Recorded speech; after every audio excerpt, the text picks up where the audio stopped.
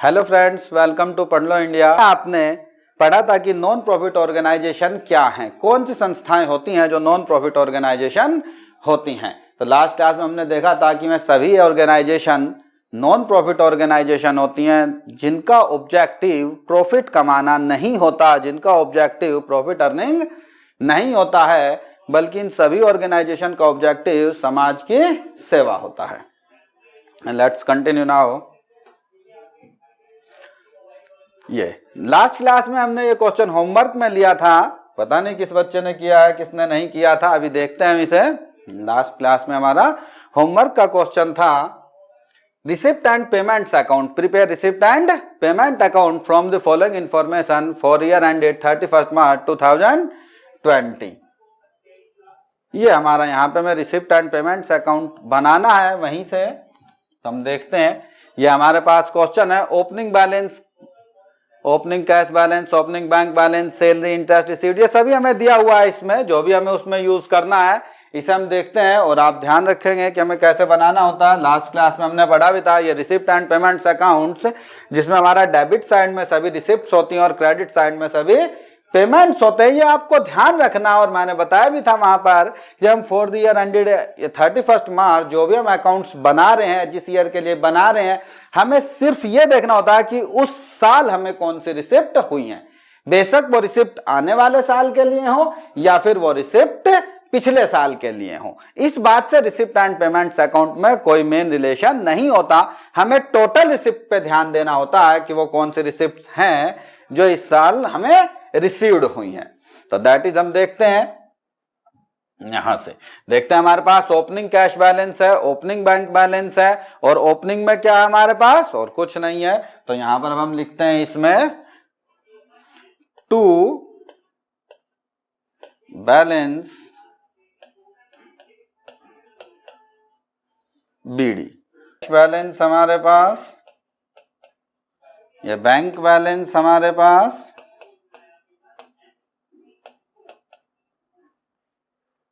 कितना था ये हम यहां से अपना क्वेश्चन देख लेते हैं। ये opening cash balance 20,000, opening bank balance 50,000, ये हमने यहां पर रख लिया है 20,000 एंड 50,000 प्लस 70,000। नेक्स्ट हमें रिसिप्ट्स हैं, ये हमने बैलेंस लिया है जो हमारा ओपनिंग था। अब हम नेक्स्ट आगे चलते हैं, वहां से हम चेक करते हैं हमारे पास पेमेंट है तो इस साइड में लिखेंगे और रिसिप्ट है तो इस साइड में भी हम देखते हैं। ये हमें देख लेना है। सैलरी आपने पेड की होगी, इंटरेस्ट रिसीव्ड आपको मिला, दैट मीन्स ये हमारा किधर जाना है, डेबिट। सैलरी रिसीव्ड हमारी क्रेडिट, ये तो हम लिख लेंगे। तो देखते हैं सैलरी हमारी 10,000, इंटरेस्ट रिसीव्ड हमारा 5,000 टू बाई, इधर हम लिखते हैं by salaries to interest received. Amount एक बार हम फिर से चेक कर लेते हैं, 10,000 and 5,000। Salary 10,000, amount rupees 5,000। Next item donation and building purchase. Donation में आपको पैसा मिला होगा, दैट मीन्स हम इसे डेबिट कर लेंगे, और बिल्डिंग परचेज में आपने पेमेंट किया, दैट मीन्स हम इसे क्रेडिट कर लेंगे। ये देखिए यहां पर to donation and by building.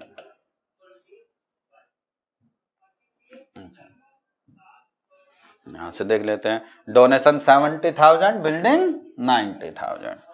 Donation 70,000, building 90,000। Next हमारे पास क्लोजिंग बैलेंस, तो लास्ट में लिखेंगे, इसे हमें अभी नहीं लिखना है, लास्ट में देखेंगे। ऑनोरेरियम एक सैलरी का ही एक पार्ट होता है, डिफरेंस होता है ऑनोरेरियम और सैलरी में। काफी बच्चे कंफ्यूज रहते हैं एक्चुअली, ऑनोरेरियम और सैलरी में हमें ज्यादा कंफ्यूज नहीं होना होता। ऑनोरेरियम सैलरी में दोनों ही एक टाइप की सैलरी है, बस एनपीओज क्या कहती हैं कि आप कई बार ना कुछ बेसिक पेमेंट नहीं कर पाते, ज्यादा पेमेंट नहीं कर पाते, तो हम इसे मान लेते हैं कि हम इसे एक ऑनरेरियम यानी एक मान दे रहे हैं, जिस पर हमें कोई पर्सन ये क्लेम नहीं कर सकता कि सर मैंने 8 घंटे काम किया था, मैंने 5 घंटे काम किया था, आपने मुझे उतनी पेमेंट नहीं की है जो सूटेबल पेमेंट है। दैट मीन्स ऑनरेरियम में आप कम पेमेंट भी कर सकते हैं। दैट इज ऑनरेरियम मानदेय। ये हमारा एक सम्मान है। इसे हम ये नहीं कह रहे हम किसी को सैलरी दे रहे हैं, नहीं, ये हम किसी को सम्मान दे रहे हैं ताकि हमारे आकर कुछ लोग काम कर सकते हैं। तो दैट मीन्स ये भी पेमेंट है, एक्सपेंस है। तो ऑनरेरियम और म्युनिसिपल टैक्सेस दोनों ही हमारे क्रेडिट साइड में जाएंगे। By honorarium and by municipal taxes, municipal taxes. ये हम यहां से देख सकते हैं। Amount municipal taxes 6000 and honorarium 35। Honorarium 35,000 and 6,000। ठीक है, म्युनिसिपल टैक्सेस। पीछे देखते हैं रेंट रिसीव्ड। अब हमारे पास रिसीव्ड आया तो किधर भाई, ये तो आपको पता चल गया है रिसिप्ट है, तो हम इसे डेबिट साइड में to rent received, rent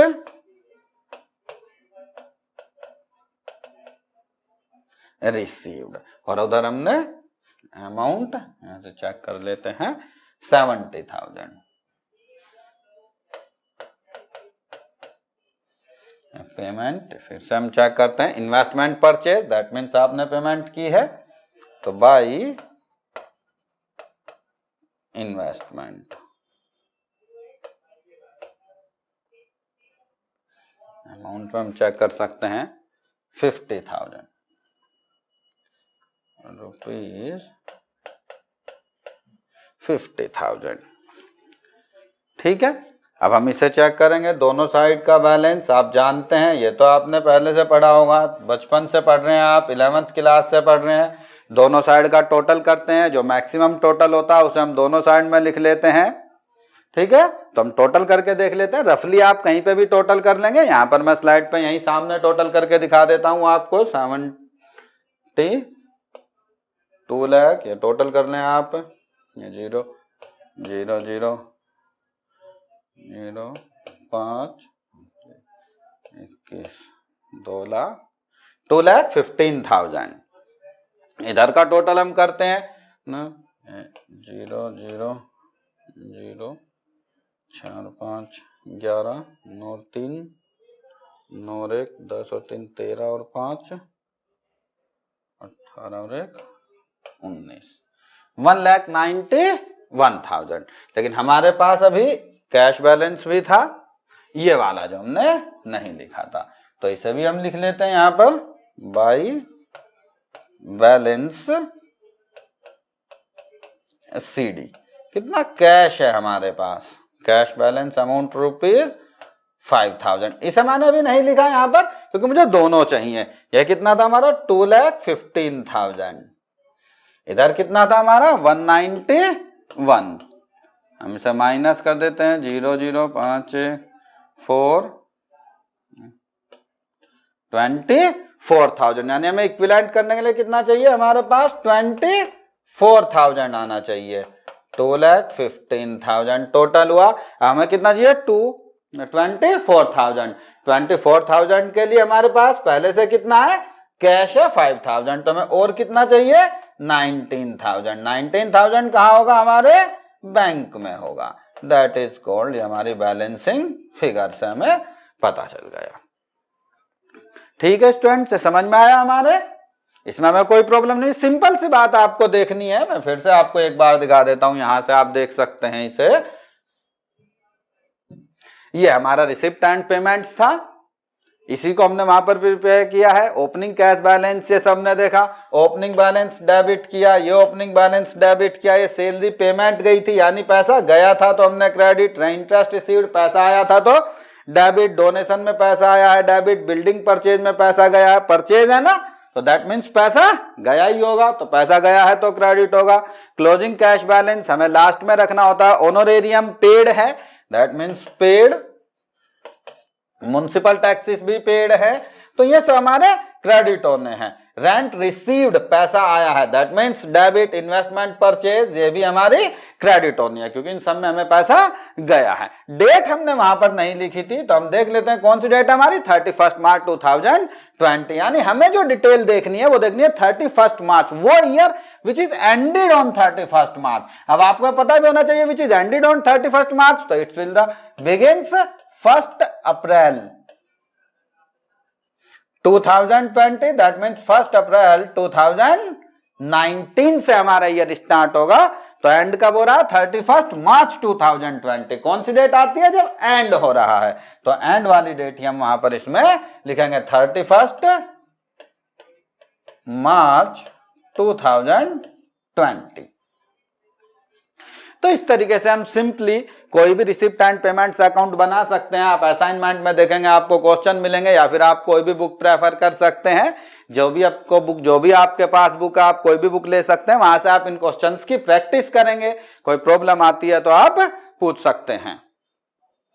next हम चलते हैं। Next part is income and expenditure account. हमने पढ़ा था कि हमारे एनपीओज में हमें 3 चीजें पढ़नी थी। रिसिप्ट एंड पेमेंट्स अकाउंट हमने पढ़ लिया है, इनकम एंड एक्सपेंडिचर, और थर्ड हमारी होगी बैलेंस शीट। तो हम सेकंड पार्ट्स को डिस्कस करते हैं अपने income and expenditure account. Next, तो देखो इनकम एंड एक्सपेंडिचर अकाउंट मैंने बताया था सच एज P&L अकाउंट, ये हमारा एक प्रॉफिट एंड लॉस अकाउंट ही है, ये हमारा कोई अलग अकाउंट नहीं है। लेकिन इसमें हमें देखना है कि एक्चुअली हमने यहाँ पर एक्सपेंस, इसको हमने एक्सपेंडिचर, और ये हमने इनकम प्रॉफिट्स को, यानी इनकम एंड एक्सपेंडिचर अकाउंट ही हमारा P&L की तरह ही बनता है। इसमें कोई अलग अकाउंट नहीं है ये। लेकिन हमें देखना क्या? For the year ended. यहां पर हमें यह बात देखनी है कि रिसिप्ट एंड पेमेंट्स जब आप बना रहे थे तो आपने देखा था total receipt, total payments.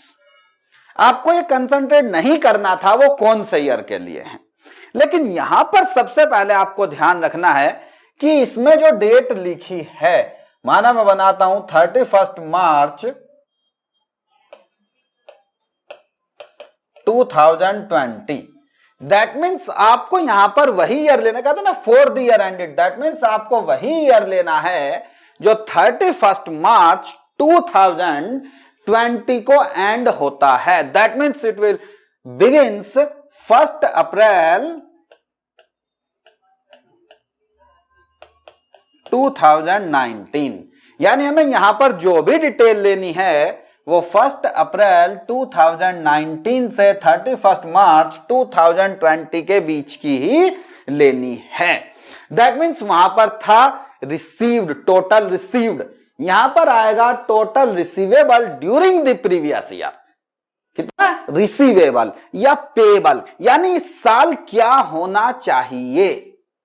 Receipt and payments कहता था इस साल क्या हुआ है, आपने कितनी पेमेंट की है, आपने कितनी रिसीव्ड की है किसी भी साल के लिए, किसी भी ईयर के लिए। जबकि इनकम एंड एक्सपेंडिचर में हमें देखना है कि इस साल क्या होना चाहिए, यानी हमें सब्सक्रिप्शन मिलनी है तो रिसीवेबल कितनी मिलनी चाहिए। ये नहीं देखना हमें मिली कितनी, नहीं, हमें देखना कितनी मिलनी चाहिए। सैलरी में देखना कितनी पेमेंट करनी है, ये नहीं देखना हमें कितनी पेमेंट की है, नहीं। रिसिप्ट एंड पेमेंट में हमने देखा था कितनी पेमेंट की है, यहां पर हमें देखना होता है कितनी पेमेंट हमें करनी है। दैट मीन्स इसमें आउटस्टैंडिंग भी हो सकती है, प्रीपेड भी हो सकती है, वेजिस में, या आपने जैसे जो एडजस्टमेंट आपने प्रॉफिट एंड लॉस में 11th क्लास में पढ़ी है, में सभी एडजस्टमेंट यहां पर भी एप्लीकेबल होती हैं। तो हम देखते हैं इनकम एंड एक्सपेंडिचर अकाउंट का एक बार फिर से फॉर्मेट हम आपको बता देते हैं। ये देखिए आप, income and expenditure account for the year ended 31, जो भी आप डेट लेना चाहते हैं, 31 मार्च में एंड हो रहा है तो मार्च में लेंगे, जनवरी दिसंबर में एंड होता है तो दिसंबर में लेते हैं, अक्टूबर, यानी जब भी कोई एंड कर रहा है तो हम यहां पर एज्यूम करते हैं 31 मार्च 2020। यानी हम जो ये समझ रहे हैं किसके लिए समझ रहे हैं, 31 मार्च 2020 के लिए ही हम इसे समझ रहे हैं। ठीक है। अब इसमें हमारी जैसे सैलरी एक्सपेंस है, आपको पता है डेबिट में लिखेंगे, वेजिस एक्सपेंस है, आपको ध्यान रखना है, फिर से बता दूं, डेबिट साइड में expenses, only expenses recorded in debit side, expenses and losses, क्या ना इसमें, एक्सपेंसिस एंड लॉसेस हम डेबिट साइड में रखेंगे, जबकि हमारे जो भी गेन है, जो हमारी रिवेन्यू रिसिप्ट्स हैं, जो हमारी इनकम्स हैं, वे सब हम क्रेडिट में रखेंगे। यानी यहां पर हम क्या रखने हैं, अपनी इनकम से, यहां पर लिखा हुआ अभी इनकम इधर, एक्सपेंडिचर्स इधर, जितने भी एक्सपेंडिचर्स हैं वो सब हम इधर रखेंगे, जितनी हमारी इनकम्स है वो सब हम इधर रखेंगे। वो भी सिर्फ प्रीवियस, यानी जिस साल का हम अकाउंट्स बना रहे हैं सिर्फ उसी साल की रखेंगे, किसी और साल के हम इसमें नहीं रखते हैं। रेंट, कई बार बच्चे प्रॉब्लम पूछते हैं, क्वेश्चन में लिखा आ जाता है बिल्कुल सिंपल रेंट, ये हमें रिसिप्ट एंड पेमेंट अकाउंट से बनाना होता है, income and expenditure, receipt and payments account आपको दिया होता है, कुछ एडजस्टमेंट दी होती हैं आपको, वहीं से हम बनाते हैं। कई बार हमें सिंपल भी दिया जा सकता है, ऐसा नहीं है, यानी ट्रायल बैलेंस भी दे सकता है, आपने पढ़ा नहीं है, नॉर्मली क्वेश्चन होते नहीं है, लेकिन हम ट्रायल बैलेंस से ही बना सकते हैं, क्योंकि हमें तो अपने एक्सपेंसेस और इनकम्स देखनी है, हमें ये कोई देखना हो दी किसमें, किसी में भी दी हो, आपको रिसिप्ट एंड पेमेंट में दी हो, भाई वहां से उठा के यहां पर रख देंगे हम, इनकम एंड ट्रायल बैलेंस में दिया, भाई वहां से रख देंगे, कोई हमें रिसिप्ट एंड पेमेंट भी नहीं दिया, ट्रायल बैलेंस भी नहीं दिया, सिंपल फ्रीली डिटेल्स दिया तो हम फ्रीली डिटेल से रख देंगे, यानी जहां पर भी हमें मिलेगा वहां से हम इनकम एंड एक्सपेंडिचर बनाएंगे, वो उसी टाइप का क्वेश्चन होगा। अब कई बार कुछ बच्चों को चाहे सर सिर्फ रेंट दिया, इसमें ना रिसीव्ड लिखा ना पेमेंट लिखा, सर सिर्फ इंटरेस्ट दिया, इसमें ना तो रिसीव्ड लिखा ना पेमेंट लिखा, दो में बेसिकली प्रॉब्लम होती है, बाकी में ज्यादा में नहीं होती है। तो देखिए हमें ध्यान रखना कि अगर हम इसे rent receipt and payments account से बनाते हैं तो आपको पता अगर डेबिट में है दैट मीन्स रिसिप्ट है, और अगर क्रेडिट में है तो दैट मीन्स पेमेंट है। और अगर कुछ भी नहीं कहा और आपको फ्रीली डिटेल दी गई है जिसमें आपको बताया ही नहीं है, रिसिप्ट एंड पेमेंट भी नहीं है, वहां पर आप कैसे जज करेंगे कि भाई रिसीव्ड है पेमेंट है? तो आपको सिंपल ध्यान रखना है, एक्सपेंसेस के नाम वाले जितने भी अमाउंट होते हैं अगर उनके बारे में कोई डिटेल नहीं दी गई है, वहां नहीं लिखा है क्रेडिट है या डेबिट है, तो फिर हम उन्हें पेमेंट मानते हैं। जैसे रेंट है यानी पेमेंट मानेंगे, यानी एक्सपेंसेस है, इंटरेस्ट है एक्सपेंस है, हम यही एज्यूम करके चलेंगे। अगर उसमें यह नहीं लिखा है कि डेबिट है या क्रेडिट है, डेबिट है एक्सपेंस, क्रेडिट है इनकम, से हमें ध्यान रखना होता है। ठीक है फ्रेंड्स, इसमें कोई प्रॉब्लम, किसी को कोई भी प्रॉब्लम लग रही है? बाकी आगे हम चलते हैं, इसके एक एक पॉइंट को हम डिस्कस करेंगे। अभी इसे बनाने से पहले हम इसके हर पॉइंट को डिस्कस करेंगे। एडवर्टाइजमेंट एक्सपेंस आप जानते हैं, टेलीफोन एक्सपेंस, यानी सभी एक्सपेंसेस हैं हमारे इस तरफ जो भी है। मिलेगा expense on any activity which has no fund और एक्सेस, यानी जैसे आपको कोई मैच आपने करवा दिया, मैच एक्सपेंसेस हो गए, तो इसीलिए लिखा किसके लिए, जिसमें फंड नहीं है, जिसमें फंड नहीं है, या फिर फंड से ज्यादा आपने एक्सपेंस कर दिया, दैट मीन्स आपके पास फंड है 5000, वैसे तो हम वहां डिटेल में भी पढ़ेंगे, लेकिन आपने एक्सपेंस कर दिया 6000, तो एक 1000 आपका एक्सिस है ना, तो जो एक्सिस है ये यहां पर हम लिखेंगे, ये इसमें लिखा to expenses on any activity which has no fund और एक्सेस फ्रॉम फंड, यानी ऐसी एक्टिविटी जिनके लिए हमारे पास फंड नहीं है या फिर हमारा एक्सपेंस फंड से ज्यादा है। समझे ना, क्यों? क्योंकि फिर तो एक्सपेंस हुआ, फिर तो हमें यहीं से लेना होगा।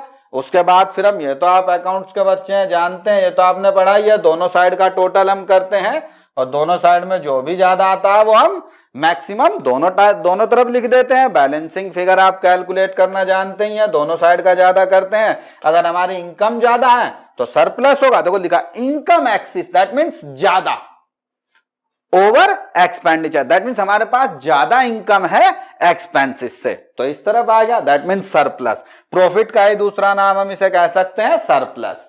फायदा, वैसे तो फायदा में डिफरेंस होता है, लेकिन ये हमारे फायदे हैं, गेन है हमारे। क्यों? प्रॉफिट हम इसलिए नहीं यहां पे लिखना चाहते क्योंकि ये ऑर्गेनाइजेशन ही नॉन प्रॉफिट ऑर्गेनाइजेशन है, तो भाई जब इनका ऑब्जेक्टिव ही प्रॉफिट कमाना नहीं है तो जो आपकी अर्निंग है आप उसे प्रॉफिट कैसे कह देंगे?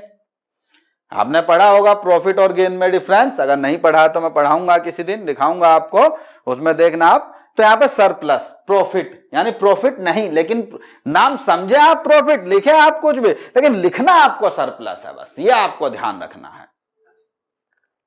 तो यहां सरप्लस है ये हमारा, दैट मीन्स हमने ज्यादा रिसिप्ट की है एक्सपेंडिचर। इसी तरह हम यहां पर देखेंगे भाई सब्सक्रिप्शन, अरे भाई ये तो समझने की कहानी है इनकम एंड एक्सपेंडिचर में, ये साइड तो सिंपल थी, इस साइड को हमें थोड़ा समझना है। सब्सक्रिप्शन कैसे हमें कैलकुलेट करनी होती है, डोनेशन ये इन ऑर्गेनाइजेशंस की इनकम के मेन पार्ट होते हैं, हमने फंड में पढ़ा भी था ना लास्ट क्लास में, अगर आपने किसने ली होगी लास्ट क्लास। देखो बच्चों जो भी ले स्टार्टिंग से क्लासेस ले, बीच में से आप क्लास लेंगे आपको समझने में प्रॉब्लम होगी, आपको लगेगा सर पता नहीं कैसा पढ़ा रहे हैं, मुझे तो कुछ समझ ही नहीं आया है। भाई जो पिछली क्लास में वो सारा मैं इसमें रिपीट नहीं कर सकता ना, अगर मैं सारा पिछली क्लास वाला रिपीट करूंगा तो फिर तो पिछली क्लास दूसरी होगी। तो इसलिए आपको अगर बिल्कुल समझना, अच्छे से समझना है, कंप्लीट समझना है, 100% मार्क्स लाने हैं, तो आपको 1 by 1 क्लासेस लेनी है। ऐसे नहीं है कि आपने तीसरी ले ली, पांचवी ले ली, फिर कह दिया नहीं भाई सर तो ऐसे ही पढ़ा रहे हैं हमें नहीं समझ में आया। Donation, entrance fees, life membership fees, legacy, sale of old newspaper, gain on sale of fixed assets, इन सब को हम, यानी इसे छोड़कर, इसकी तो कोई कैलकुलेशन आपको बेसिकली नहीं करनी है, इन सब को छोड़कर हम इनकी एक एक करके कैलकुलेशन पढ़ते हैं अपनी क्लासेस में। चलिए ये देखिए, किसी भी इनकम एंड एक्सपेंडिचर को समझने के लिए पहले हमें इन 7 पॉइंट्स को समझना होता है। किसी भी इनकम एंड एक्सपेंडिचर को समझने के लिए हमें इन 7 पॉइंट्स को समझना है। अगर आपने इन 7 पॉइंट्स की कैलकुलेशन सीख ली तो फिर आपको कोई भी इनकम एंड एक्सपेंडिचर बनाने में प्रॉब्लम नहीं होगी। ये कोई नहीं कह सकता कि सर मुझे क्वेश्चन नहीं आ रहा है। और अगर आप डायरेक्ट इनकम एंड एक्सपेंडिचर बनाने लगेंगे तो फिर आप बार बार इन पॉइंट्स को समझने के लिए आएंगे, रिपीट होंगे और आपको परेशानी होगी और शायद इनकम एंड एक्सपेंडिचर आपको उतने अच्छे से समझ में भी ना आए। तो इसलिए हम पहले अपने 7 पॉइंट्स एक एक 1 by 1 पहले अपने 7 पॉइंट्स क्लियर करेंगे, जिसमें हम सबसे पहले लेते हैं सब्सक्रिप्शन। क्या लेते हैं हम सबसे पहले? इसमें हम सब्सक्रिप्शन हम अपना सबसे पहले लेंगे, क्योंकि सब्सक्रिप्शन, अब सब्सक्रिप्शन होती क्या है, देखिए जितने मेंबर्स होते हैं वो मेंबर्स एक स्टार्टिंग में एक अमाउंट फिक्स करते हैं बेसिकली। वैसे तो सब्सक्रिप्शन अदर भी कलेक्ट कर सकते हैं, नॉन मेंबर से भी आपने देखा होगा, लिखा होगा क्वेश्चन में नॉन मेंबर सब्सक्रिप्शन, ऐसा भी होता है। लेकिन बेसिकली जो मेंबर्स होते हैं, माना 10 मेंबर्स हैं, 50 मेंबर्स हैं, जितने मेंबर्स हैं उन्होंने स्टार्टिंग में डिसाइड किया है कि भाई हम 1000 पर मेंबर, क्योंकि इन्हीं का तो ऑब्जेक्टिव है 50 मेंबर का कि हम समाज की सेवा करेंगे, अब और कौन पैसे देगा? तो पहले स्टार्टिंग में तो इन्हीं लोगों को पैसा लगाना पड़ेगा ना। अगर ये लोग नहीं लगाएंगे तो फिर कौन लगाएगा?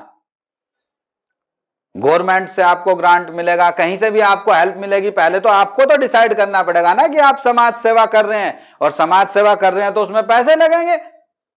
आप 50 मेंबर हैं तो आप कितना पैसा, यानी आप फिर प्राइमरी बेसिस पे डिसाइड करेंगे कि हम 500 रुपए पर पर्सन लगाएगा, हम 200% लगाएंगे, जितने भी हम पर्सन हैं हमें जिससे जितना भी पैसा मिलना है वो सब हम यहां पर रखेंगे। That is called subscription. यानी सब्सक्रिप्शन आप कह सकते हैं कि एक फिक्स अमाउंट है जो हमें मेंबर से पर ईयर रिसीव्ड करनी है। ऐसे हम 1 by 1 पढ़ते हैं। तो देखो सब्सक्रिप्शन को कैलकुलेट करने के हमारे पास 2 पॉइंट्स होते हैं। Calculation of subscriptions when number of members are given, when other details are given. अच्छा पॉइंट बनाया बिल्कुल सेपरेटली। देखो यानी जब हमें मेंबर्स दिए हुए हैं तब हम कैसे सब्सक्रिप्शन को कैलकुलेट करते हैं, और जब हमें मेंबर्स नहीं दिए हुए हैं तब हम सब्सक्रिप्शन को कैसे कैलकुलेट करते हैं। When number of members are given, जब हमें बताया है कि इतने मेंबर्स हमारे पास हैं तब हम कैसे सब्सक्रिप्शन को कैलकुलेट करते हैं। तो ये देखिए फ्रेंड्स, ये हमें रिसिप्ट एंड पेमेंट्स अकाउंट दिया, ऊपर ही लिखा when number of members are given. कैसे? When number of members are given, जब हमें नंबर ऑफ मेंबर्स गिवन है तब हम सब्सक्रिप्शन कैसे कैलकुलेट करते हैं। ओ सॉरी, ये तो आगे निकल गया, ये तेज चल रहा है फ्रेंड्स, हम पीछे हैं तो इसलिए हमें भी थोड़ी स्पीड बढ़ानी है, तो आप ध्यान से समझें। ये देखो when number of members are given, जब हमारे नंबर ऑफ मेंबर्स गिवन है तो हमें सब्सक्रिप्शन कैसे कैलकुलेट करनी है? बिल्कुल सिंपल है, हमें सब्सक्रिप्शन कैलकुलेट ही नहीं करनी है जब नंबर ऑफ मेंबर्स दिए हुए हैं। सर कैसी बात कर रहे हैं आप, कैलकुलेट नहीं करनी? भाई कैलकुलेट करनी ही नहीं है ना, हमें जरूरत ही नहीं है, सिंपल कैलकुलेशन करनी है हमें। सिंपल कैसे? अब देखो रिसिप्ट एंड पेमेंट्स अकाउंट के थ्रू हमें बताया है यहाँ पर कि हमें कितनी subscription during the previous year, वही हम मान लेते हैं जो ऐसा ईयर चल रहा है 31 मार्च 2020, यानी उस साल में जो 31 मार्च 2020 को एंड हुआ है, उस साल में हमें यह सब्सक्रिप्शन मिली है। कौन सी? 18-19 यानी पिछले वर्ष के लिए, समझे? 18-19 यानी पिछले वर्ष के लिए, 19-20 यानी नेक्स्ट ईयर के लिए, 2021 यानी उससे भी नेक्स्ट ईयर के लिए। यानी आप कह सकते हैं सर ये मिली है हमें पिछले वर्ष के लिए। कौन से के लिए सर? पिछले वर्ष के लिए। ये सर हमारे पास एडवांस है ना? ये सब बच्चे ध्यान लगा रहे होंगे, ऐसे ही करते हैं बच्चे एग्जाम में, टाइम खराब ऐसे ही करते हैं ना भाई। पहले पूरा क्वेश्चन तो पढ़ लें हम, नीचे उसमें क्या लिखा है, क्या लिखा? The club had 125 members. अरे प्रॉब्लम खत्म हो गई, आधी प्रॉब्लम खत्म। यहां पे समझे आप इसे, द क्लब हैड 125 मेंबर्स, और यही तो ऊपर हेडिंग में, when number of members are given. Club के पास कितने मेंबर्स हैं? 125 मेंबर्स हैं। And each paying an annual subscription of ₹1000 each, और एक को कितने देने हैं? 1000 देने हैं एक को। तो बस फिर अब हमें क्या प्रॉब्लम रही भाई? अब हमें यहां पर कोई प्रॉब्लम नहीं है, क्योंकि हमें इसने नंबर ऑफ मेंबर्स भी बता दिया है और हमें इसने ये भी बता दिया है कि एक मेंबर से आपको कितने रुपए मिलने हैं। तो बस फिर तो कोई प्रॉब्लम ही नहीं है। आप देखो, आप सिंपल कहीं भी अपना एक इनकम एंड एक्सपेंडिचर बनाए, यानी कितना अमाउंट क्रेडिट करेंगे, तो लीजिए मैं यहां लिख देता हूं, credited in income and expenditure account. कितना क्रेडिट करेंगे? आप देखो कितना क्रेडिट करोगे। क्या करते हैं हम? Number of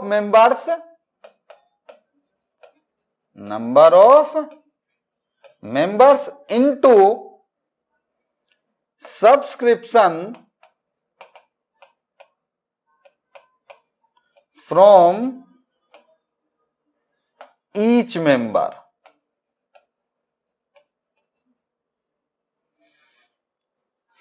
number of members and subscription from each members, यानी हमें नंबर ऑफ मेंबर्स कितने हमारे, और हमें किसी एक मेंबर से कितने रुपए लेने का। राइटिंग समझ नहीं आ रही है, लो भाई दोबारा लिख देता हूं, अब मैं शॉर्ट कैसे, number of members into subscription from each member. अब देखो नंबर ऑफ मेंबर्स 125, एक मेंबर से 1000, ये लो जी 1,25,000 आपके क्रेडिट कर देंगे हम इनकम एंड एक्सपेंडिचर में। हमें इससे कुछ मतलब नहीं है पिछले, क्यों? यही तो डिफरेंस था रिसिप्ट एंड पेमेंट में और इनकम एंड एक्सपेंडिचर में। रिसिप्ट एंड पेमेंट में आपने देखा कुल कितना मिला, दैट इज आपने लिख दिया। इनकम एंड एक्सपेंडिचर में क्या लेना? कुल कितना मिलना चाहिए। क्या डिफरेंस? रिसिप्ट एंड पेमेंट में कुल कितना मिला 118, कुल कितना मिलना चाहिए इनकम एंड एक्सपेंडिचर में। अब इसके बीच का जो भी डिफरेंस है वो हम देखेंगे जब हम इनकम एंड एक्सपेंडिचर बनाएंगे, बैलेंस शीट बनाएंगे, उसमें लिखेंगे हम सब यहाँ बातें यहाँ पर। फिर हमें यह समझना है कि सब्सक्रिप्शन हमें कैसे कैलकुलेट करनी है। तो सब्सक्रिप्शन कैलकुलेट करने का सबसे सिंपल वे, जब हमें नंबर ऑफ मेंबर्स दिया तो हम क्या करेंगे, नंबर ऑफ मेंबर्स की मल्टीप्लाई कर देते हैं जितना अमाउंट हमें एक मेंबर से मिलना है। सिंपल। दैट मीन्स आप कह सकते हैं कि सर फिर इसका तो हमें कोई मतलब यहां पर नहीं है। बिल्कुल आप सही समझ रहे हैं, इस अमाउंट से हमें यहां पर कोई मतलब नहीं रहा जब हमें 125 मेंबर्स दिए हैं और हमें बताया है कि हमें एक मेंबर से 1000 कलेक्ट करने हैं। बाकी आप इसे बैलेंस शीट बनाएंगे तो वहां पे यूज करेंगे हम इसे, लेकिन यहां पर हमें इसे नहीं यूज करना है। सिंपल समझ में आया आपको? इनकम एंड एक्सपेंडिचर में क्रेडिट, इनकम एंड एक्सपेंडिचर अभी देखा है ना आपने, यानी कहां पर, ये इससे पहले आपने देखा था ना, यहां पर जो हमें सब्सक्रिप्शन लिखनी थी, ये यहां पर जब हम सब्सक्रिप्शन लिखेंगे कितनी लिखेंगे, वो जो आपने आज कैलकुलेट की थी कितनी, 1,25,000। कैसे देखो लिखा, रिसीवेबल कितना, 125 इंटू 1,000। ठीक है, ये हमें समझ में आ गया। ठीक है, तो हम आगे चलते हैं अब नेक्स्ट। ये हमने पढ़ लिया, सीख लिया, या किसी को नोट करना है कर सकता है आप इसे। आगे चलते हैं। Format for calculation of subscription. Actually हमें यहां पे कैलकुलेशन ऑफ सब्सक्रिप्शन करनी है। एक्चुअली ये तब है जब हमें नंबर ऑफ मेंबर्स नहीं दिए होते हैं। जब हमें नंबर ऑफ मेंबर्स नहीं दिए हैं तब हम कैसे सब्सक्रिप्शन की कैलकुलेशन करते हैं, यानी ये हम कब यूज करेंगे, फिर से आप मैं लिख देता हूं यहां पर, when number of members are not given. ये लीजिए मैं यहां पर लिख देता हूं, when number of members are not given. When number of members are not given, ये कब यूज करना है, जब नंबर ऑफ मेंबर्स हमें नहीं दिए हैं, तब हम कैसे सब्सक्रिप्शन को कैलकुलेट करते हैं। तो हमें देखना है कि हमारी सब्सक्रिप्शन कितनी इनकम एंड एक्सपेंडिचर में क्रेडिट होगी। तो देखिए इसका सिंपल सा तरीका, आपको माइंड में वही बात रखनी है, वही मैं फिर से ध्यान दिला रहा हूं कि कितनी मिलनी चाहिए, समझे ना भाई। अब देखो सिंपल सा एक तरीका है, मैं आपको बताता हूं, चलो फॉर्मेट बाद में पढ़ते हैं। देखो हमें कैसे देखेंगे हम कितनी मिलनी चाहिए, भाई आप देखो हमें टोटल मिली कितनी है, टोटल रिसीव्ड, जो भी आपको रिसीव्ड हुई है। अब मैं सिंपल सी बात आपको बताता हूं, इसमें से आप वो चीज लेस कर दो जो दूसरे सालों की है, यानी इस साल की नहीं है। भाई इसमें मिली है लेकिन इस साल की नहीं है, तो क्या करेंगे, माइनस कर देंगे ना। लो भाई सिंपल माइनस कर दो। कौन सी माइनस कर दी हमने, जो इस साल की नहीं है लेकिन हमें मिली है, क्योंकि हमने टोटल रिसीव्ड लिया ना। और इसमें प्लस कर दो, आप क्या प्लस कर दो, जो इस साल मिलनी थी लेकिन नहीं मिली है। सिंपल सी बात, क्या प्लस कर देंगे हम, जो इस साल मिलनी थी लेकिन नहीं मिली है। पर दोनों चीजें हो गई अब खत्म, यानी हमने अदर ईयर की डिटेल हटा दी। यानी हम ये कह सकते हैं कि इसमें जो भी अदर ईयर की डिटेल थी वो हटा दी, और जो इस ईयर की थी वो नहीं थी वो हमने इसमें प्लस कर दी है। तो ये आपको देखना, तो देखो यही बात इस फॉर्मेट में लिखी है। इस फॉर्मेट में कुछ ज्यादा नहीं लिखा, लेकिन ये तो बुक्स में फॉर्मेट बना देते हैं तो आपको भी लगता है अच्छा भाई फॉर्मेट में लिखा, बहुत बढ़िया लिखा। तो चलो इसे बहुत बढ़िया वाले को देखते हैं। क्या लिखा, टोटल सब्सक्रिप्शन, क्या लिखा, total subscription received during the year. Total subscription received, sir कितनी हमें मिली है, इस बार हमें कितनी मिली है। भाई मैं कहता हूं इस बार आपको जितनी मिली है ये लो जी आप, ठीक है। मैं लिख दिया भाई इस साल हमें 5 लाख मिली है। मैं एज्यूम करके चल रहा हूं, ये हम कौन से ईयर के लिए बना रहे हैं, लो भाई मैं एज्यूम करके चलता हूं कि हम 31 मार्च 2020 के लिए बना रहे हैं। यानी इस साल हमें कितनी मिली है, 5 लाख। कहता add subscription outstanding at the ending, यानी subscription outstanding at the ending मतलब इस साल की कितनी बाकी है, यही तो बात है भाई। लास्ट में कितनी बाकी है, आउटस्टैंडिंग एट द एंडिंग, तो इस साल की होगी। लो भाई हमने इसे प्लस कर दिया। कह रहा subscription outstanding at the beginning. अब देखो इसमें यह भी तो हो सकता है कि कुछ ऐसी बाकी हो जो पिछले सालों की हो, समझे आप, जरा समझे। देखिए मैं कहता हूं कि इस बार जो लास्ट में बाकी है वो 60,000 है, जरा समझे आप। इसमें बहुत मिस्टेक करते हैं बच्चे। मैं कहता हूं इसमें जो है वो कितने 60,000 है, हमने वहां लिख भी दिया कितनी बाकी है 60,000 है। लेकिन कहता subscription outstanding at the beginning, शुरुआत में कितनी बाकी थी भाई वो माइनस कर दो। क्यों? क्योंकि आप जब जो शुरुआत में बाकी थी भाई हो सकता है वो इस बार मिल गई हो, यही होगा ना भाई, जो शुरुआत में बाकी थी इस बार मिली होगी।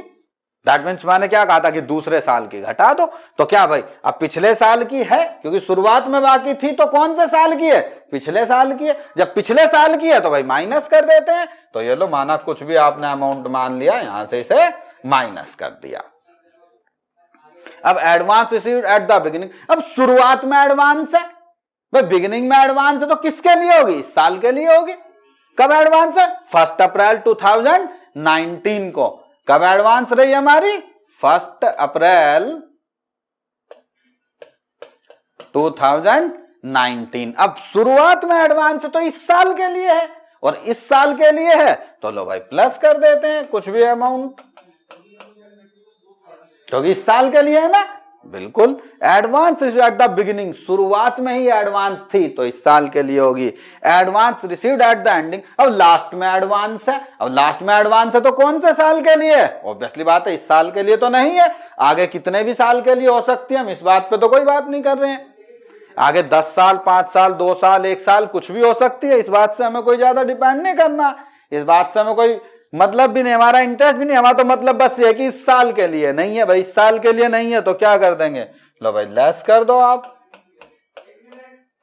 लो जी, अब जो भी आएगा उसे हम यहां पर क्रेडिट करेंगे इनकम एंड एक्सपेंडिचर में।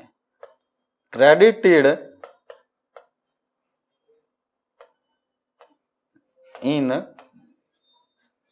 इनकम एंड एक्सपेंडिचर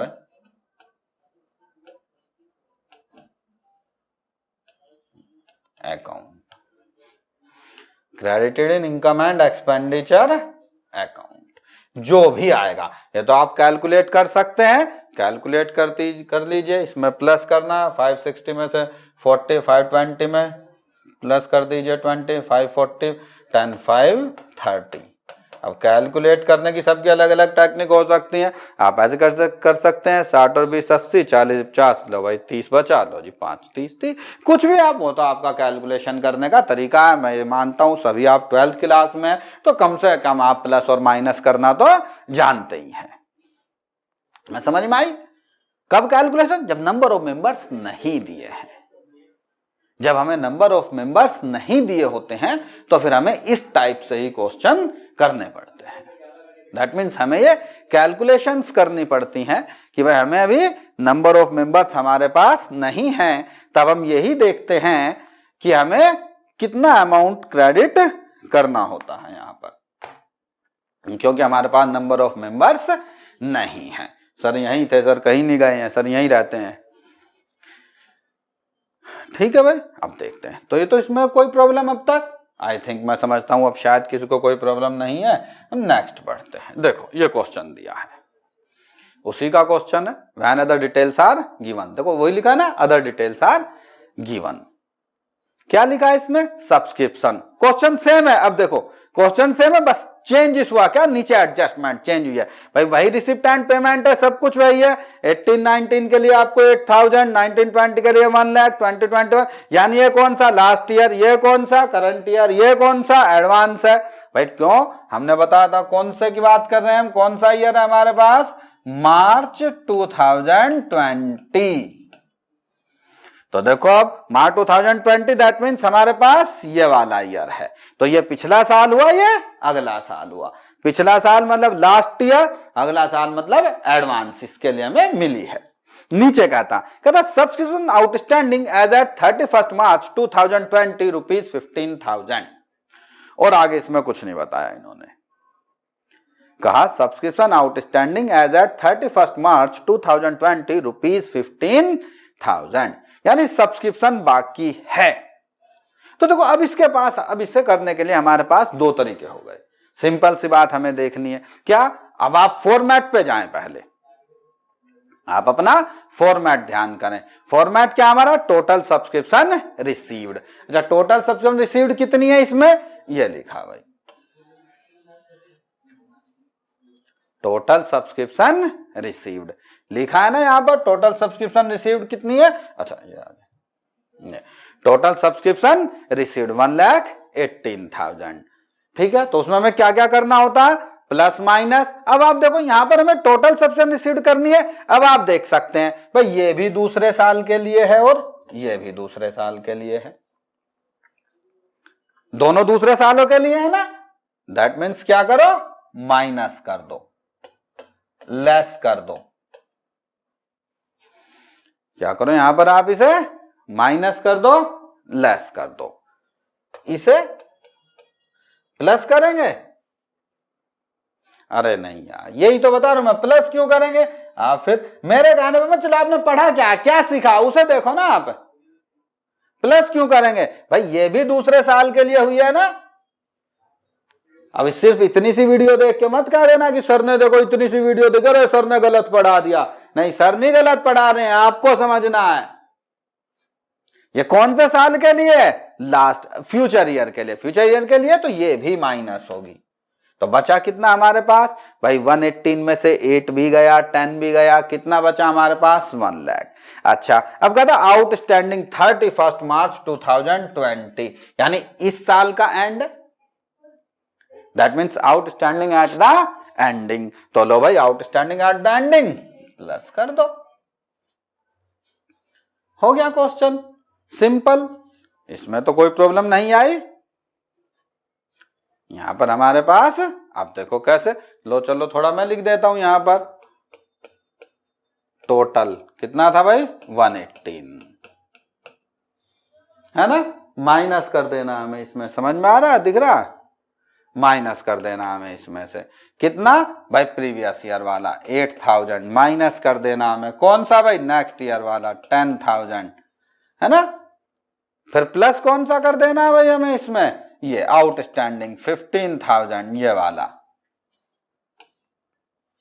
तो कितना आ गया हमारे पास टोटल, 1,15,000।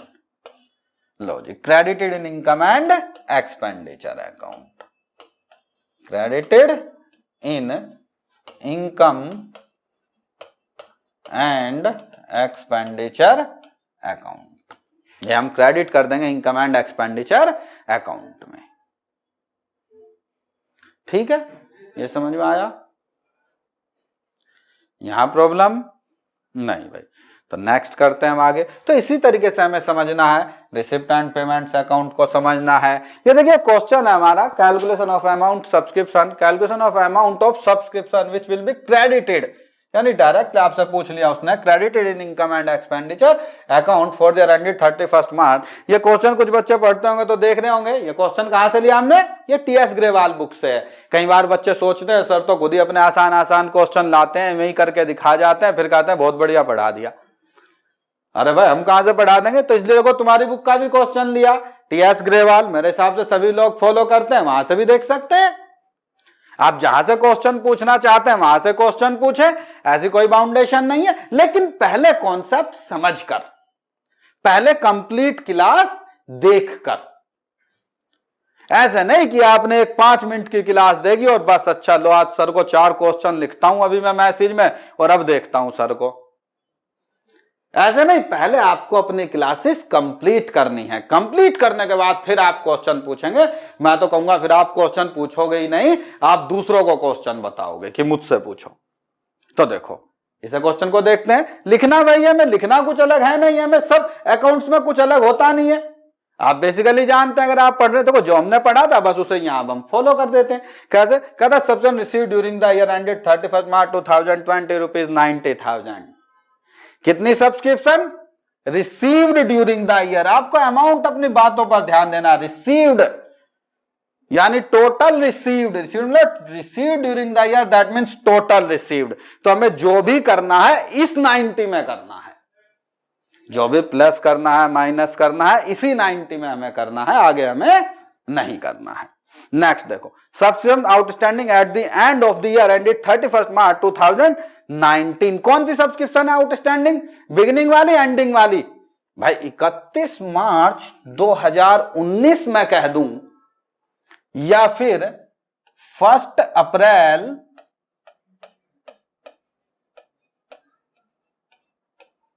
2019 में कह दूं, एक ही बात है। ठीक है, तो subscription outstanding at the end of the year, that means पिछले साल की दैट मीन्स बिगिनिंग की आउटस्टैंडिंग है। तो बिगिनिंग की आउटस्टैंडिंग को आपको क्या बताया था, माइनस कर देंगे। तो subscription outstanding at the beginning हो गई, माइनस कर देंगे। सब्सक्रिप्शन रिसीव्ड इन एडवांस, ठीक है भाई, subscription outstanding at the end of the year, तो हमने माइनस कर दिया, पिछले साल की आउटस्टैंडिंग बिगिनिंग में आउटस्टैंडिंग थी। Subscription received in advance on 31 मार्च 2019। अच्छा सो रिसीव्ड इन एडवांस, एडवांस में रिसीव्ड है, कब, एंडिंग में, बिगिनिंग में, बिगिनिंग में एडवांस है। अब बिगिनिंग में एडवांस है तो इस साल के लिए, अब इस साल के लिए तो आप इसे प्लस कर दो, क्योंकि हमें तो इसी साल की तो देखनी है, इस साल की है, प्लस कर दी। नेक्स्ट देखो, subscription received in advance on 31 March 2020। Received in advance, कब एडवांस है, 31 मार्च 2020, यानी ending, that means subscription received in advance at the ending, ending में एडवांस है भाई, एंडिंग में एडवांस है तो अगले साल के लिए होगा, अगले साल के लिए तो भाई माइनस कर दो, क्योंकि हमें तो इस साल की चाहिए, हमें ना अगले की चाहिए ना हमें पिछले की चाहिए, हमें इनकम एंड एक्सपेंडिचर में इस साल के लिए चाहिए, किसी और साल के लिए नहीं चाहिए हमें, तो हम माइनस कर देंगे। अब क्या, subscription not yet collected for the year ended, कह रहा पीछे फॉर द ईयर एंडेड, अपने काम की इसी साल की बात कर रहा, अगर इस साल की मिलनी बाकी है, यानी कुछ लोगों ने नहीं दिया, भाई दोगे कैसे नहीं, इनसे भी ले लेंगे, यानी प्लस कर देते हैं। आप एनपीओ चला रहे हो, दोगे क्यों नहीं, देनी तो पड़ेगी, दैट मीन्स। तो देखो हो गया क्वेश्चन, क्या करना, जो भी करना आपको इस 90 में करना है, क्या करना है, वही दो बात जो मैंने आपको बताई थी, किसी और साल की है तो हटा दो, सिंपल सा क्या ध्यान रखना है, किसी और साल की है तो घटा दो, और इस साल की कुछ मिलनी बाकी है तो जोड़ दो, वही हमने किया। भाई ये शुरू में आउटस्टैंडिंग थे, नहीं मिले थे, तो हम एज्यूम करते हैं मिल गए होंगे, माइनस कर दिए। सब्सक्रिप्शन रिसीव्ड इन एडवांस, भाई बिगिनिंग में एडवांस था तो इस साल के लिए होगा, प्लस कर दिया। Received in advance on 31 March, last में एडवांस अगले साल के लिए होगा, माइनस कर दिया। इस साल के लास्ट में मिलना बाकी है, इसी साल का होगा, प्लस कर दिया। ठीक है भाई, तो ये पॉइंट था भाई हमारा सब्सक्रिप्शन का। अब हम आज की क्लास में एक छोटा सा पॉइंट और ले लेते हैं, डोनेशन। अच्छा अभी दो बाकी हैं, तो थोड़ा सा समझना भाई, थोड़ा स्पीडली समझेंगे। कौन सा देखना हमें आज, डोनेशन। देखिए डोनेशन दान, आप सभी समझते हैं, आपने भी दिया होगा दान, क्या कह रहे हैं, नहीं देते, अरे नहीं भाई सभी ने दिया होगा, किसी ने किसी को दिया होगा, किसी ने किसी को दिया होगा, किसी ने बिना बताए दिया होगा, कुछ ने ऐसा भी है कि बता नहीं सकते, ऐसी जगह भी कहीं दान दे दिए होंगे।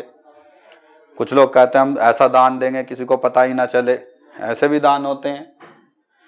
तो हम उसी दान की बात कर रहे हैं कि जब ये ऑर्गेनाइजेशन दान रिसीव करती हैं तो कैसे दान होते हैं। जब ये ऑर्गेनाइजेशन दान रिसीव करती हैं तो एक्चुअली ये दो टाइप का दान रिसीव करती हैं, एक जनरल एक स्पेसिफिक। कैसा दान लेती है ये, general donation and specific donation. General donation मतलब सामान्य दान, सामान्य दान मतलब not received for specific objective, यानी ऐसे दान जो किसी स्पेशल ऑब्जेक्टिव के लिए नहीं है।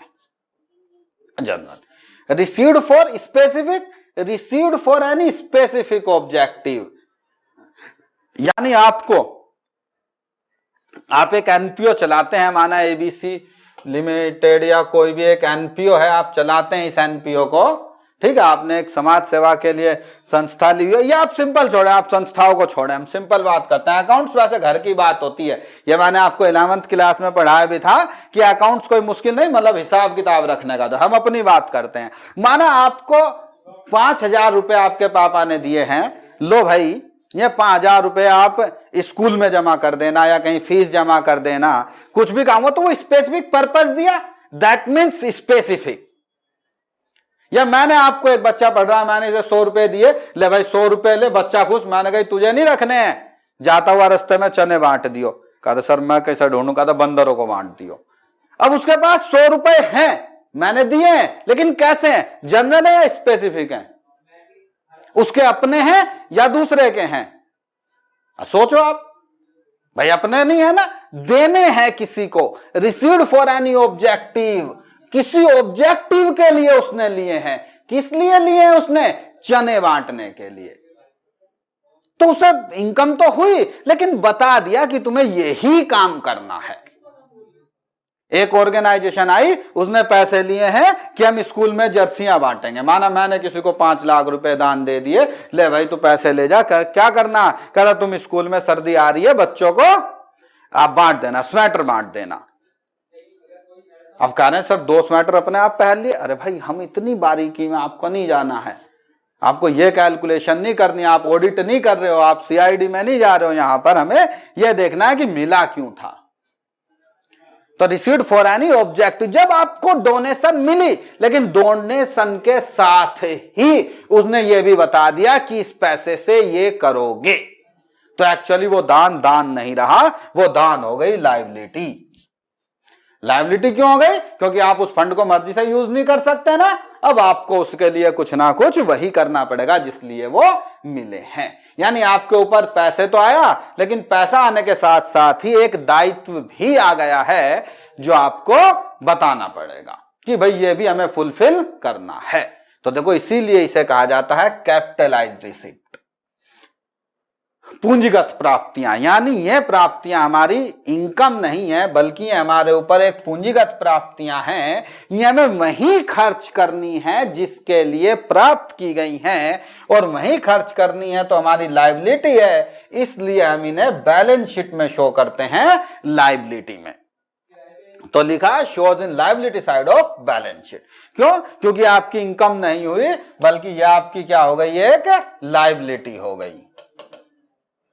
और लायबिलिटी है तो भाई बैलेंस शीट में ही जाएगी ना। ये तो अकाउंट्स आप पढ़ रहे हैं तो इतना तो जानते ही होंगे कि लायबिलिटी है तो इनकम में तो जाएगी नहीं, तो लायबिलिटी है तो किधर? बैलेंस शीट में। इसी तरीके से जनरल डोनेशन। अब जनरल डोनेशन इसका अपोजिट, यानी मिली तो है लेकिन कोई ऑब्जेक्टिव नहीं है। मैंने किसी को दिए, ले भाई बच्चा आज तूने बहुत बढ़िया सवाल करा, ले आज तू 100 रुपए ले जा। अब बच्चा खुश। कुछ ऑब्जेक्टिव बताया? नहीं बताया। कैसे यूज करेगा? अपनी मर्जी से। और उसके ऊपर कोई दबाव है? मैं पूछूंगा क्यों भाई, क्या किया क्या नहीं किया, या तुम्हें यही करना था, ऐसा कुछ बताया? नहीं, ऐसा कुछ नहीं बताया। That means free. मजे आ गए, 100 रुपए फ्री के मिल गए आज। Treated is a revenue nature. इन्हें हम कहते हैं रिवेन्यू रिसिप्ट। ऐसी रिसिप्ट बेसिकली होती रहती हैं, जैसे आप देखे रहते हो मंदिर के बाहर जाते हो, डिब्बा रखा रहता है, उसमें दान डाल दो लिखा होता है ना, डोनेशन। वो ये वाली कैटेगरी की होती है। क्यों? पैसे के 10 रुपए के साथ में पर्ची भी डालते हो क्या? ले भाई 10 रुपए, क्या इससे बिल्डिंग बनवा दियो मंदिर की, है? अब ऐसा तो नहीं होगा ना कि 10 रुपए में आप पर्ची भी दे रहे। हाँ, आप दे सकते हो 10 रुपए, लो जी मेरी बिल्डिंग में लगाना, तो स्पेसिफिक हो गई, इधर आ गई। ठीक है। यहां पर क्रेडिटेड इन, तो क्या treatment? Credited in income and expenditure. क्यों? आपकी इनकम है, तो अब इनकम है तो किधर लिखेंगे भाई हम? अब ये तो बात है भाई, इनकम है तो फिर हम क्रेडिट कर देंगे इसे इनकम एंड एक्सपेंडिचर अकाउंट में। सिंपल सी आपको बात ध्यान देनी है।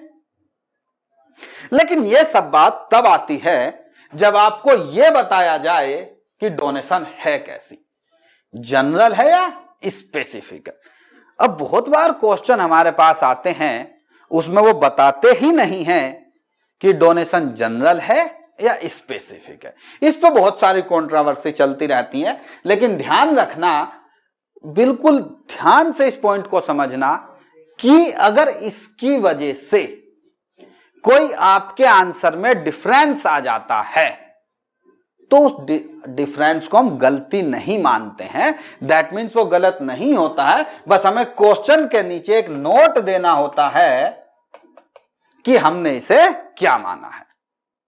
दैट मीन्स आप एक नोट लिख देंगे कि general donation treated as a revenue receipt. हमने डोनेशन को रिवेन्यू रिसिप्ट ट्रीट किया है तो इनकम मान लेंगे। डोनेशन को हमने लायबिलिटी कैपिटलाइज ट्रीट किया है तो हम उसे लायबिलिटी मान लेंगे। ये बस हमें नीचे क्वेश्चन में शो कर देना होता है कि हमने क्या माना है। कब शो करेंगे? जब नहीं बताया है। अच्छा, अब कुछ बच्चे कह रहे हैं कि सर इसमें भी ना क्वेश्चन में आंसर नहीं आता, तो मैं आपको एक नॉर्मल बताता हूं। यानी नॉर्मली बेसिकली हम इसे क्या यूज करते हैं, तो बेसिकली हम इसे जब हम देख लेते हैं कि अमाउंट छोटी है बड़ी, अब ये बड़ी समस्या आती है। कुछ बच्चे कहते हैं सर छोटी और बड़ी अमाउंट का क्या मतलब है? अब मैं एक बच्चे से पूछता हूं, ये बैठा है मेरे पास मिस्टर संदीप, लो जी, अब मैं संदीप से पूछता हूं, हमें संदीप बता 5 लाख रुपए बड़ी अमाउंट है छोटी अमाउंट है? कहता सर 5 लाख रुपए छोटे होते हैं सर, 5 लाख रुपए तो बहुत बड़ी बात हो गई। मैंने कहा अच्छा, ये बराबर में दूसरा बैठा है, इसके पापा करोड़पति हैं, कहीं इनका बिजनेस चल रहा है। कह रहा सर ये कुछ नहीं पता, 5 लाख रुपए भी कोई बड़ी बात होती है? 5 लाख रुपए तो मैं यूं याद आता खर्च कर देता हूं है। यानी देखो, यानी उसके लिए 5 लाख रुपए। तो एक्चुअली ये डिपेंड ही नहीं करता कि अमाउंट कभी डिसाइड नहीं कर सकता कि वो अपने आप में बड़ा है या छोटा है। डिसाइड करेगा आपकी पर्सनैलिटी, डिसाइड करेगा आपकी ऑर्गेनाइजेशन की इनकम। और इनकी इनकम क्या होती है? हमारी सब्सक्रिप्शन। क्या इनकम होती है इनकी? हमारी सब्सक्रिप्शन। तो जनरली मैं आपको बताता हूं, अगर कुछ नहीं बताया गया है और अगर आपका अमाउंट सब्सक्रिप्शन से छोटा है तो आप उसे जनरल डोनेशन मान सकते हैं। ध्यान है, जब कुछ नहीं बताया है, कभी कल आप इतनी सी वीडियो देख के बता दें कि सर ने बताया था इसे जनरल मानना, नहीं। मगर अगर आपको नहीं बताया गया है जनरल है या स्पेसिफिक है तो फिर हम इसे जनरल मान लेंगे। कब? जब ये सब्सक्रिप्शन से छोटा होता है, और अगर आप इसे सब्सक्रिप्शन से बड़ा है तो हम इसे स्पेसिफिक मान लेते हैं। क्योंकि जब कोई ज्यादा दान, हम ये मानते हैं कि अगर कोई ज्यादा दान दे रहा है तो उसने अपना ऑब्जेक्ट भी बताया होगा, अगर कोई कम दान दे रहा है तो उसका कोई विशेष ऑब्जेक्टिव नहीं रहा होगा। ठीक है फ्रेंड्स, इतनी बात समझ में आई है सब्सक्रिप्शन के डोनेशन के बारे में? इसमें कोई इश्यू नहीं, कोई प्रॉब्लम नहीं। तो नेक्स्ट चले, बस आपको मैं फिर से एक बार रिवाइज कराता हूं। डोनेशन दैट मीन जनरल और स्पेसिफिक। जनरल जब कोई ऑब्जेक्टिव नहीं, स्पेसिफिक तब जब कोई ऑब्जेक्टिव, यानी received with objective that is capitalize specific. Specific है तो लायबिलिटी, लायबिलिटी है तो बैलेंस शीट। इस तरफ हम आ जाते हैं जनरल डोनेशन, यानी रिवेन्यू रिसिप्ट। रिवेन्यू रिसिप्ट है तो इनकम, और इनकम है तो इनकम एंड एक्सपेंडिचर अकाउंट में। ठीक है, अब बात, लेकिन ध्यान रहे, बिल्कुल भूल मत जाना, नोट जरूर शो करना है हमें अगर क्वेश्चन में कुछ नहीं बताया है। उसने नहीं बताया कि हमें इसे क्या मानना है। ठीक है, अगर उसने बताया है तो फिर तो वही मानेंगे, और अगर नहीं बताया तो हम नीचे नोट शो करेंगे और देख लेंगे भाई जनरली सब्सक्रिप्शन से छोटा है तो जनरल मान लो, बड़ा है तो कैपिटलाइज मान लेते हैं। तो देखते हैं एंट्रेंस फीस, इसमें भी सेम बात है, रिवेन्यू और कैपिटलाइज यहां भी आपको देखना है। अगर रिवेन्यू रिसिप्ट है that means entrance fees. Entrance fees आप स्कूल में भी जाते हैं, एडमिशन होता है ना, एडमिशन फीस ले लेते हैं।